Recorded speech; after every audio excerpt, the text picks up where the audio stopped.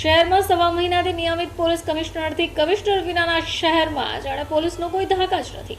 આવી સ્થિતિ સર્જાઈ રહી છે. અસામાજિક તત્વો, ટપોરીઓ, બુટલેગરો બેફામ બની રહ્યા છે. ટપોરીઓ તો જાણે તલવાર ઉપર લઈને રોડ ઉપર લોકોને ધમકાવવા નીકળે છે. હવે તો અસામાજિક તત્વો જાહેરમાં પણ મારામારી કરે છે. લુખ્ખા તત્વોની આવી દાદાગીરીનો આવો જ એક ફરીથી વિડીયો સામે આવી રહ્યો છે. ડિંડોલી વિસ્તારમાં સરા જાહેર મારામારીની ઘટના સામે આવી છે. ડિંડોલીમાં નુક્કડ સ્ટોલ બહાર બબાલ થઈ હતી. ટોળાએ ભેગા થઈ બે ઇસમોને જાહેરમાં માર માર્યાની ઘટના પણ સીસીટીવીમાં કેદ છે. ટપોરીઓને જાણે હવે પોલીસનો કોઈ ડર નથી તેમ જાહેરમાં મારામારી કરે છે.